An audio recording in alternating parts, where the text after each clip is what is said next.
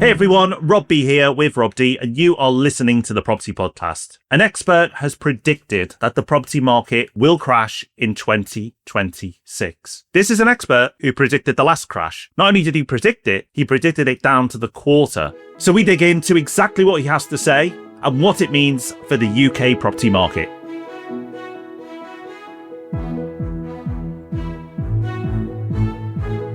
Welcome to the Property Podcast. Thank you for joining us. In case you don't know, we run a company that buys more than £100 million worth of property for our clients every year. You can find out more about that at propertyhub.net/invest.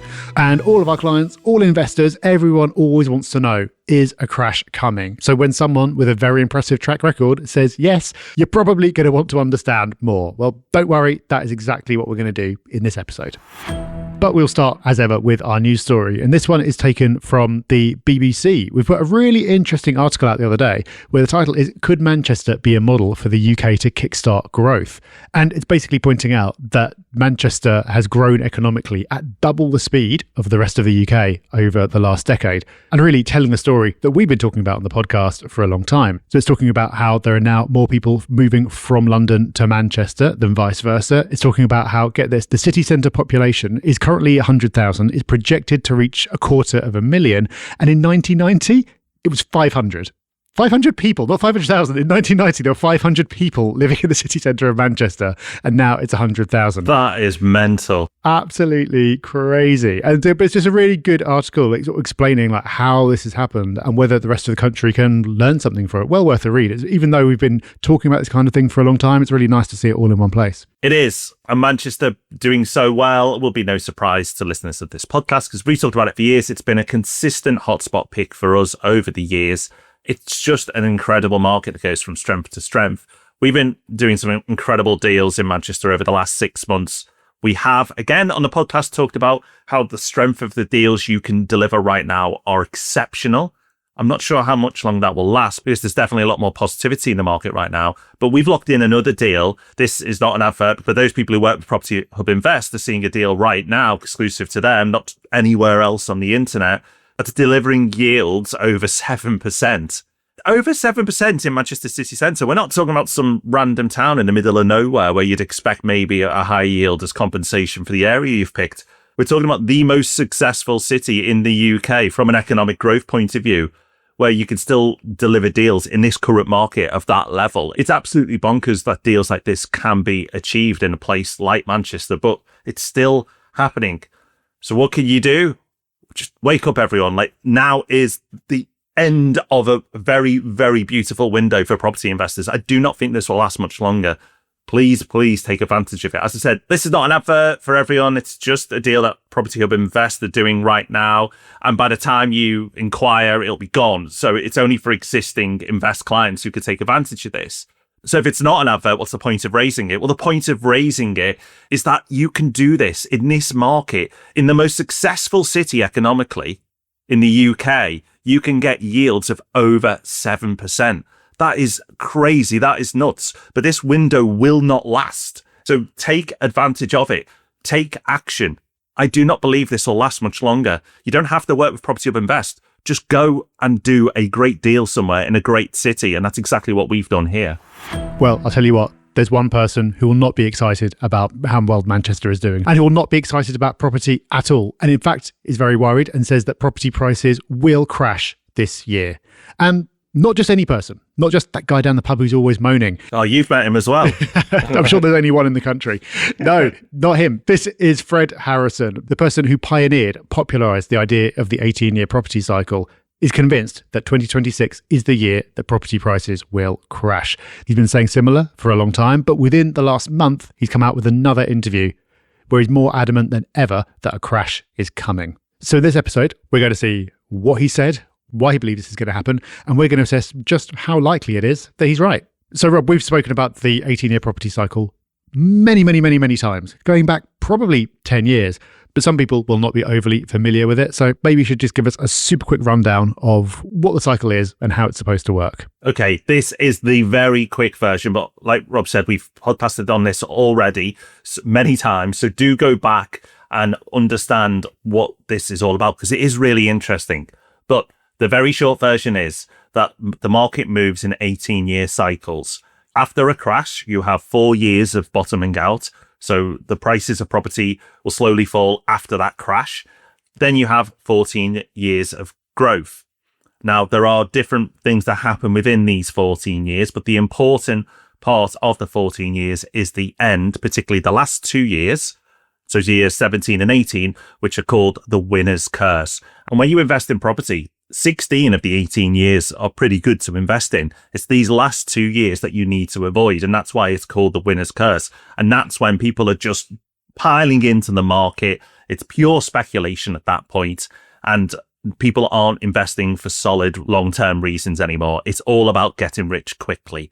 And that's what happens in the last 2 years. Then you have a crash and it all starts again. 4 years of bottoming out, 14 years of growth. Now, there is a lot more to this. There's wobbles in the middle, and it's all really interesting. So we'll link in the show notes to an episode that gives you much more context and much more depth on this subject.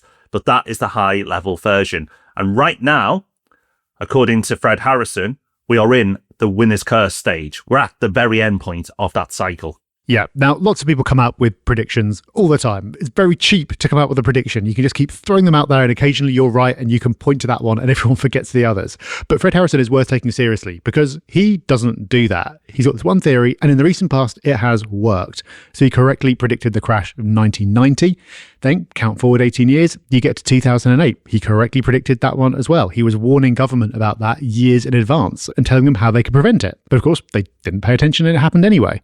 And he is sticking to his guns. He believes 2026 will be the year of the next crash. And let's acknowledge, that really doesn't feel right. If you look at the market right now, are prices flying up? Are we in a speculative frenzy?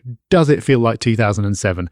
Obviously not. Given his track record, it's worth taking seriously what he's saying and trying to understand it a bit better. Now, for the last few years, Fred Harrison has stuck to 2026 will be the year that property prices crash, because that's what he believes. That's his whole thing, the 18-year property cycle. But in the last month, he's given us an update on his beliefs, and he is still very much committed to this idea that property prices will crash in 2026. But the great thing is we've got a bit more detail now. So, Rob, what did he actually say? So he basically believes that late 2026 will be the peak. And probably the most surprising thing is that he believes that there'll be a 15% growth in property prices between now and then. So he's not saying that right now, this is the peak. He's saying that we're about to have this giant run up in prices that will then culminate in the bubble bursting. So why will the bubble burst? Well, he says that it will be blamed on some kind of geopolitical conflict, some big event somewhere in the world, or maybe even the AI bubble bursting and affecting the stock market, which brings down everything else. He says that that's what's going to be blamed for the collapse. So the root cause is going to be basically the same as it always has been: debt. Because people, companies, governments have now got more debt than ever. It's going to become impossible for them to service that debt, and there's going to be a collapse. And he believes that this collapse goes far beyond property. It's going to be a major, major crisis because central banks can't print their way out of it in the same way as they did last time. Remember, the way that we got out of the last financial crisis was by creating even more debt. And those debt levels are now such that it's endangering things yet again, and printing even more cannot be the solution. So, Rob, that's what he believes. We need to take him seriously. But it's hard to know where to start unpacking all this. I think it's worth saying that for many, many years, we also believed in the 18-year property cycle. And I think it's a fair argument to make that for the first part of the cycle, it followed along what you'd expect in the 18-year property cycle. Again, if you don't fully understand what to expect in the cycle, go and listen to the episodes in the show notes that we've linked to. But it did follow along. Where it absolutely deviated, though, and this is where I think I changed my opinion quite quickly, and I think, Rob, you came around to it not at a similar point as well, is that COVID's changed things. So Fred Harrison acknowledges that the only time that he can find in history that the 18-year property cycle has not worked is around world wars. And it just did not work then because the world was just a completely different place. It wasn't operating in a normal, rational way. And the 18-year property cycle didn't play out because he says he's gone back through hundreds of years of data to show that this 18-year property cycle hasn't just happened a couple of times. It's happened many, many, many times over. But the only times it's not happened is around the World Wars 1 and 2. Now, why we believe the 18-year property cycle is broken is that COVID broke it. COVID was a world-changing event like a world war. Obviously very, very different, two very different disasters in very different ways. But ultimately, it changed the world because of COVID and other reasons, but the main driver being COVID. The 18-year property cycle was broken. That's our belief. But this isn't a, oh, well, who you're going to believe episode. We need to justify why we believe it is broken, and we're not fearful at all of a market crash. But let's go into the reasons, because it's all about the education. It's all about the knowledge, because without the knowledge, you're just listening to opinions. But with knowledge, you're able to make informed decisions yourself. Yeah, so the first big reason for me why a crash just doesn't seem on the cards is that markets don't crash from a point of stagnation and pessimism, which is where we are now, let's be honest. Sentiment around property is incredibly poor. Well, to put it another way, Rob, you see a boom before a crash. You know, that is what you see through history. You see the market booming, any market. Any market tends to boom. If you think about Bitcoin, the crashes happen after massive surges. If you look at the last property market cycle, we had a huge boom and then you have a crash. That's what you expect to see. But like you've rightly pointed out, there is no boom here. And actually, it's far away from boom territory.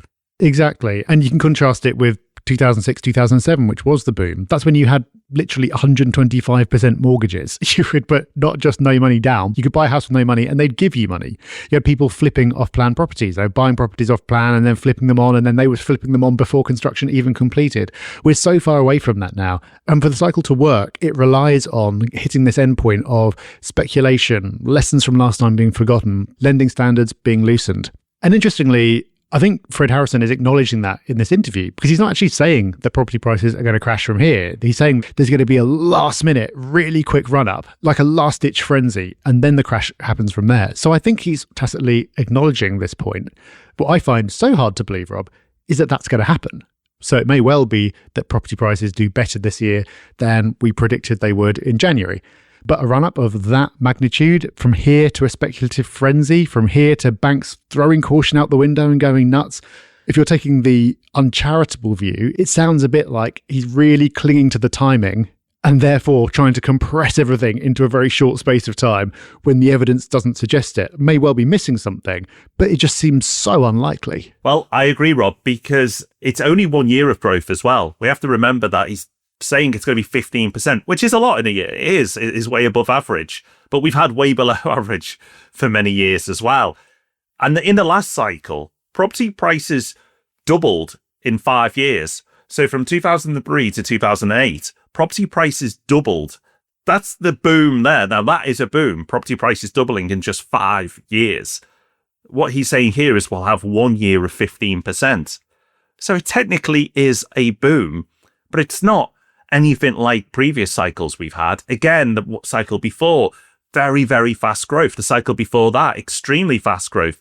In fact, in the 70s, property prices doubled in even a shorter space of time. So we have seen booms in the past and then a bust, but the boom goes on for many years. But what he's saying here is we're just going to have 1 year of it and then it's all going to crash after that year. It's very hard for us, at least, to buy into that, especially when you talk about that loose lending, Rob. And I want to pick up on something else you've said, Rob. You talked about loose lending and lessons being forgotten. And that's not happened either, because the mortgage market is very sensible at the moment. There are stress tests to make sure that people can afford the mortgages they're going into, both for buy-to-let and residential. And that's evident when we look at what happened in the UK property market when interest rates rocketed up. Now, lots of people said, oh, well, this is going to cause lots of repossessions. Now, it was an absolute squeeze on households and people did struggle. And that, I'm not saying that was a nice time for everyone. But what we didn't have is waves and waves of repossessions happening because we had these stress tests in place and we didn't have irresponsible lending. There's no such thing as 125% mortgages. They don't exist. And the vast majority of mortgage products require you to put a good deposit down. In buy-to-let, the standard is 25%. In the previous cycle, the average was 85%, and you could do 95% buy-to-let mortgages as well. That might sound great, but that looser lending absolutely aided a massive boom. And we don't have loose lending, and that's because the finance sector still remembers the last crash and has prevented loose lending by these stress tests that are enforced. It's not a recommendation, they're enforced. Yeah, so Harrison seems to be saying that this is all going to change, that lending standards will be loosened, that more and more money will be pumped into the property market, and we'll have that frenzy. And it could happen. It would just need to happen so quickly, and it seems so unlikely. But there's another key reason why we've drifted away from the property cycle. And this is that the crash has actually already happened, at least once you adjust for inflation. And this, Rob, is where we get into some truly incredible facts, which we will have mentioned on the podcast before, but it's well worth emphasising because the numbers are amazing. So when we say that a crash has happened, we're talking about inflation-adjusted prices. So obviously the price that you actually pay at the moment is at an all-time high because most prices mostly are. But that's because the unit that you're paying in, the pound, is constantly being devalued. So what happens when you adjust for that? You remove the effect of inflation. Well, if you do that, then property prices in the UK have fallen from their peak by nearly 25%. And after adjusting for inflation, property prices are the same as they were in 2013. So 13 years ago. And the thing is, 2013 was not boom times. In fact, 2013 was after we just bottomed out after the last crash. So we had the crash in 2008. It took until around 2012 for prices to then bottom out. And prices today, after adjusting for inflation, are the same as they were just after that in 2013. So another way of putting that is prices peaked in 2028, fell sharply, stayed there, and prices are still there now. And so that's the crazy thing. We said before how it's been the worst decade ever for property, but it really has been spectacularly bad.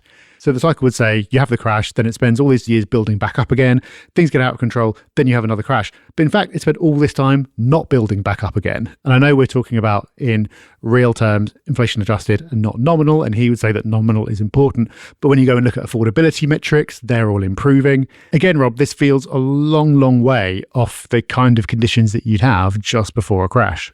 And this is what we've termed the silent property crash. We have had a crash. It's just that nobody has noticed. But this is the type of crash that you want. It's the least painful type of crash. It's just happened in the background and nobody's talked about it. But that's fine because now prices have readjusted. Prices fell again last year in real terms. So it's still been happening up until now. We are so far away from a boom. Like Rob said, it's actually the opposite. We've had prices fall in real terms. And this is the key one for us.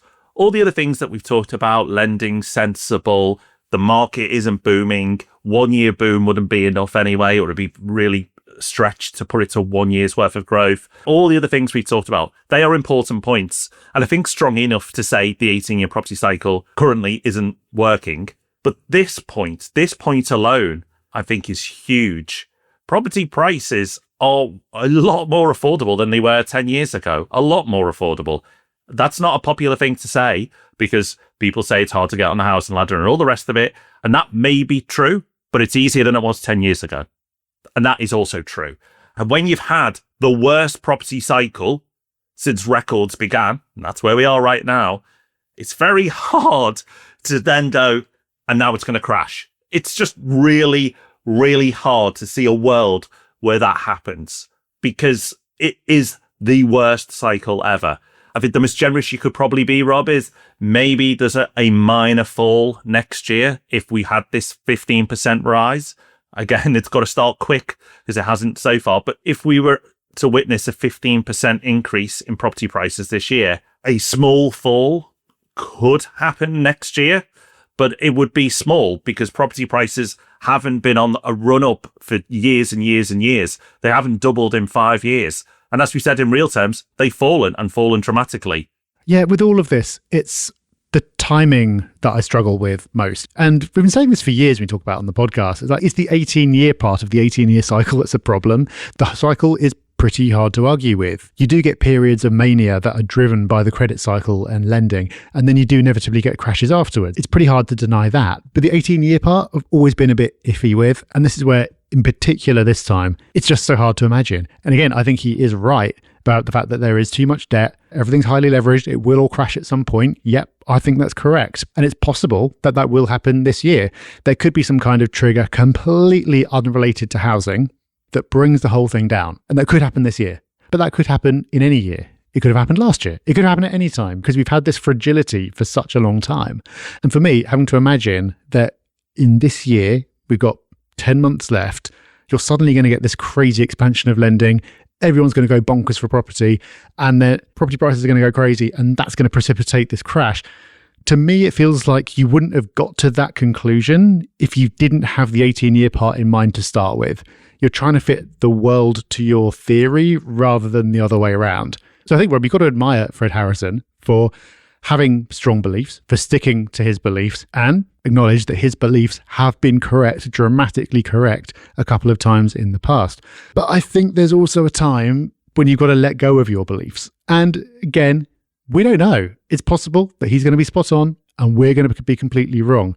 But to me, this feels like one of those times when you need to hold your beliefs up against what's actually happening and go, nah, it's time to let go. It's not going to happen because clinging on to beliefs too firmly can be very expensive. It can be really expensive.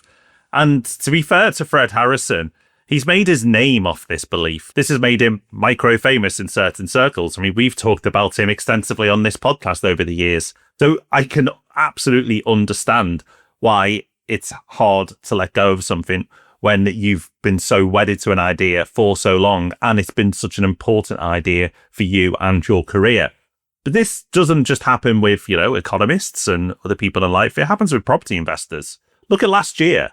Last year, lots of people said, oh, terrible year for property investment. Our view? It was one of the greatest opportunities in over a decade to invest in property, particularly the end of last year. Absolutely phenomenal. But the belief system of a lot of people held them back because they believed what they were listening to and reading and that everything was very negative. But the reality was incredible deals to be done. But the people who said, no, this is not a good time, I'm believing everything I'm hearing, and that is me, I'm sticking to this, they lost money. Those people last year who have an interest in property investment but held back because of their beliefs that it wasn't a good time to invest, it hurt them. And it hurt them in a big, big way. And that's just another example of letting a belief go. I'm sure we have beliefs that we still wrongly hold to, Rob. And please feel free to reach out and say, but we've been happy to let go of those beliefs. The 18-year property cycle for us personally was a big thing. Some of our breakout episodes, some of the most downloaded, talked about episodes that we've ever done on this podcast were around the 18-year property cycle. So we had an interest, you could argue, to carry on with that story. But we were happy to go, you know what? It's broken. We used to believe that conditions have changed and it's okay. That's okay to do. And that's what you should always be doing with the property market, is constantly assessing it and going, do I have the wrong belief systems? It could be around the strategy, it could be around the market. And yet, of course, you can do this in other areas of life as well. But where it really costs you money is when you have strongly held beliefs that cannot be moved when it comes to money and investment. And you have to, with money and investment, be willing to move your beliefs around when the conditions change. And for us, the conditions have changed in this cycle. We do not believe that we're going to be seeing a crash in the next 12 months. But time will tell. That's the beautiful thing, right? This is on record now. Fred Harrison's on record. We're on record. We'll see who's right. We've laid out our reasons. He's laid out his. You can decide as property investors what you believe. But whatever you believe today, remember, be willing to move those beliefs, because holding to a belief just for the sake of it can be a very expensive, bad habit. Right, let's move on to Hub Extra, the part of the show where we squeeze in that little bit more value. And Rob, you told me roughly what this Hub Extra is. I cannot think of a segue into it from what we've just been talking about. So let's just do an abrupt handbrake turn into Hub Extra. Tell me what you brought this week. Yeah, it is a struggle. I'll give you that to segue into this one, but it is a sleep mask. And I'm going to give you a particular brand of sleep mask, but I just want to recommend sleep masks in general. Sleep is so important. It's documented how important it is for you. Lots of podcasters and YouTubers talk about the importance of sleep. It's like a health trend that lots of people are very much focused on, and rightly so, I may add. And I take it very seriously as well. And I, over the last few years, have been using sleep masks, and I've had different models, but the one I want to recommend is called Drowsy. No affiliation. Once again, but Drowsy, if you hear this and you want to send more sleep masks. I don't know how many I need, but you're welcome to send me more. But they are very good. And I say more because I've got 2 already because I rotate them. That's how serious I take my sleep mask routine, that I've got one for when I travel or when one's being washed or wherever I have a spare one, because I now would struggle without a sleep mask. And it's great if you do business travel because you never know how the hotel room's going to be, and sometimes lights leaking in through the windows or under the door or wherever, or they've got one of those annoying lights that won't go off. I won't go on because I don't have to deal with that anymore because of the quality of the sleep mask. Any sleep mask is good. I've given you one that I really like after trying a few different ones. Link to it in the show notes, but they are very, very good. And if you don't use one, I'd highly recommend testing it out. I think the quality of your sleep will go up. And also, as a little side note as well, is spend time researching your pillows. So mattresses you don't change all the time. I think you should really spend time in researching what type of mattress you should go for. But most people aren't in the market for a mattress all the time. But something you can quickly upgrade is your pillow. So have an AI chat and talk about how you sleep, what position you sleep in, and then get it to recommend the best pillow for you. Once again, I've spent a bit of time in the past researching the best pillow possible. And I can't even believe I'm saying this on the podcast, I've even on some travel trips taken a pillow where I know the pillows aren't very good where I was going. I may regret admitting this to many, many thousands of people, but that is how serious I take my sleep. I'm going to stop, Rob, before I say something else daft. Well, I was going to say, I haven't got to this point yet, but there are a lot of wealthy people who will have their assistants send a pillow ahead to hotels they're going to be staying at because they always have to have the same pillow. So let's ground your confession in that bigger picture, and it makes you sound a lot less ridiculous. At least you're just taking it with you and not having one sent ahead for you. But I completely agree that the right pillow is important. I always sleep really badly in places where the pillows are too soft or whatever. If you don't have that right in your own home yet, sort it out. Right, that is us done for another week. Do let us know your views on what we've talked about today. I'm sure you will. These episodes always get a big response and we love to hear from you. But that is it for today. Until we see you next time, have a great week. Bye-bye. Bye-bye.